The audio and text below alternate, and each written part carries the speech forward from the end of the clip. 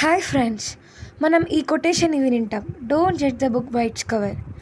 ఇది కేవలం కొటేషన్ లాగా అనిపిస్తోంది కాదు, కానీ కాదు, స్టేట్మెంట్ కూడా కాదు. ఇది నిజమైన రియల్ ఫ్యాక్ట్ అనమాట. అది ఎలా ఉంటుందో మనం ఒక స్టోరీ ద్వారా నిజమో కదా తెలుసుకుందాం. ఒకసారి ఒక అమ్మ నాన్న ఒక అబ్బాయి ఒక హాస్పిటల్ నుంచి ఇంటికి ట్రావెల్ అవ్వాలని బస్కి ఎక్కుతారనమాట.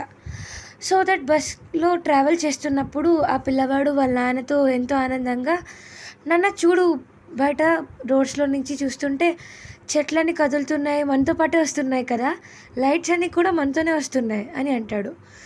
బట్ వాళ్ళ నాన్న అంటాడు, కాదు నాన్న, అలా కాదు, అదేంటంటే మనం బస్లో ట్రావెల్ అవుతున్నాం, అవి ఎక్కడున్నవి అక్కడే ఉన్నాయి, మనం కదులుతున్నాం కాబట్టి అవి కదులుతున్నట్టు అనిపిస్తాయి అంటాడనమాట. ఎదురుగా కూర్చున్న వ్యక్తి అబ్జర్వ్ చేస్తూ ఉంటాడు ఇవన్నీ.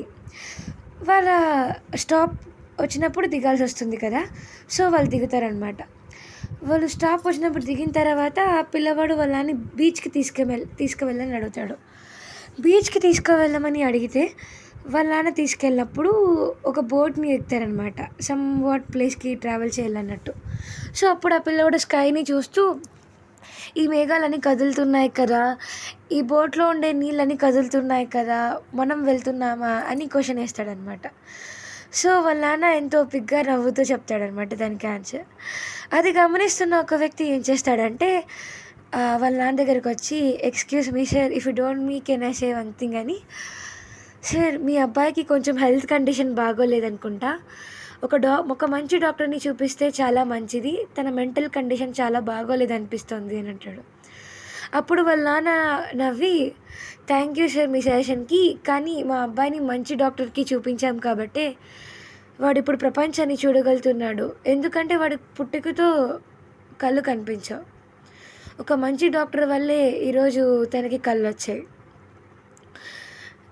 నా సజెషన్ ఏంటంటే, మీరు చెప్పింది కరెక్టే, బట్ ఎవరిని కూడా ఒక పర్స్పెక్టివ్లో చూసి వాళ్ళని జడ్జ్ చేయకండి, అలాగే నెగిటివ్గా ఒపీనియన్ తీసుకోకండి అని అంటాడనమాట. సో అది విన్న వల్ల వాళ్ళ ఇంటికి వెళ్ళిపోతారు. సో ఈ చిన్ని స్టోరీ వెనకాల చాలా మీనింగ్ ఉంది మనం అర్థం చేసుకుంటే. మన లైఫ్లో ఎంతోమంది పర్సన్స్ని కలుస్తూ ఉంటాం, ఎన్నో సిచ్యుయేషన్స్ని ఫేస్ చేస్తూ ఉంటాం. అప్పుడు మనం కొంచెం ఓపిక్గా ఎప్పుడు కూడా ఒక సిచ్యుయేషన్ని ఒకే పర్స్పెక్టివ్లో చూడకూడదు, పాజిటివ్గా ఆలోచించాలి. అది రైట్ ఆర్ రాంగ్గా 1కి 2 సార్లు ఆలోచించి మాట్లాడేది కానీ ఏదైనా చేయాలి.